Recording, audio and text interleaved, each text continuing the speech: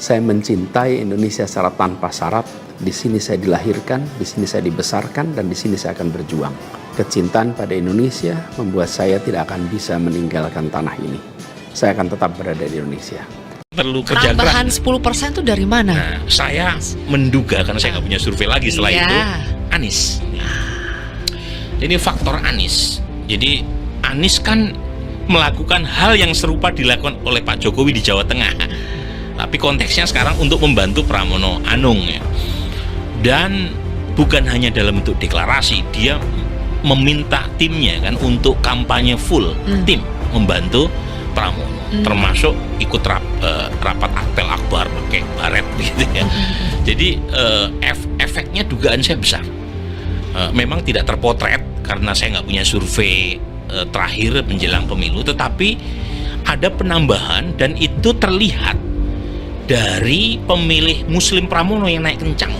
Karena segmen pemilih Anies adalah pemilih Muslim. Nah, dari mana saya mendapatkan informasi itu? Dari exit poll saya. Iya. Kan kita punya exit poll. Elektabilitas mantan Gubernur DKI Jakarta Anies Baswedan masih berpengaruh untuk perolehan suara pasangan paslon Gubernur dan Wakil Gubernur DKI Jakarta nomor urut 3 Pramono Anung Rano Karno. Masih berpengaruhnya Anies Baswedan terhadap pasangan Pramono Rano sama seperti pengaruh Jokowi dan Presiden Republik Indonesia Prabowo Subianto ke suara Ridwan Kamil. Yang kedua, dari pemilih PKS, pemilih PKB, pemilih Nasdem.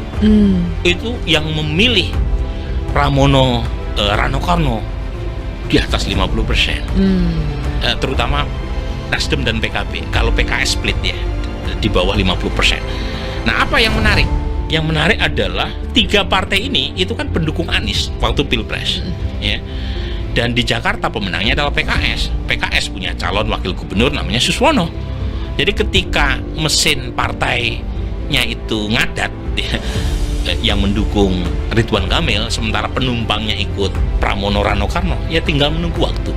Dan itu menurut saya nggak bisa dipisahkan dari faktor Anies, meskipun Sekecil atau sebesar apapun peran Anies Baswedan, pasti ada pengaruhnya untuk pasangan Pramono Rano. Apalagi banyak warga Jakarta yang merasa puas dengan kinerja Anies saat menjabat sebagai Gubernur DKI Jakarta. Hal yang sama juga dirasakan oleh Partai Keadilan Sejahtera yang mengakui ada kekuatan dari ex mantan Gubernur DKI Jakarta Anies Baswedan yang membantu pemenangan pasangan Cagup-Cagup Jakarta nomor urut 3 Pramono Anung Rano Karno di Pilkada Jakarta. Pengaruh Anies atau dari anak abah itu memang merupakan fakta dan harus diakui. kalau dihitung antara yang datang dan pergi, lebih banyak yang datang atau pergi. Netnya positif atau negatif?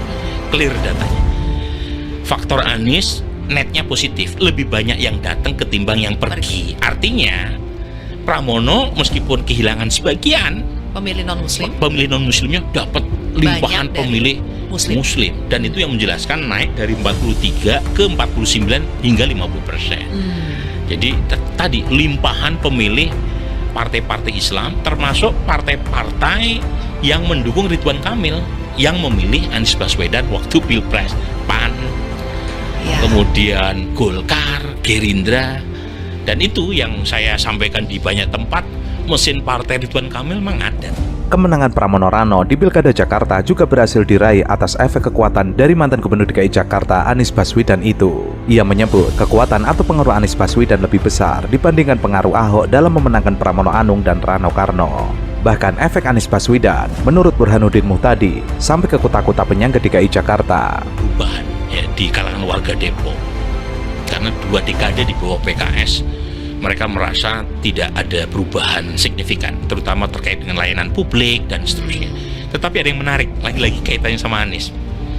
Survei pra pemilu saya, tanggal 4 sampai 9 November, itu Sufyan Suri, calon rivalnya PKS yang diusung oleh Gerindra dan kawan-kawan, itu udah mengungguli Imam Budi, calon dari PKS yang merupakan wakil wali kota sekarang. Selisihnya udah lumayan jauh, sekitar 3-4%. Masih ada sisa 4% yang belum menentukan pilihan. Nah, apa kaitannya dengan Anies? Pemilih Anies di Depok itu 41%. Besar. Memang kalah tipis dibanding dengan pemilih Pak Prabowo, persis kayak Jakarta. Tetapi sepertiga pemilih Anies memilih Sufyan Suri. Dan sepertiga itu pemilih PKS juga. Jadi sepertinya ada semacam protes vote dari basis pemilih Anies terhadap keputusan PKS mengusung Ridwan Kamil di Jakarta. Karena mereka sebelumnya kan tanda kutip diprank bahwa PKS akan mengusung Anies.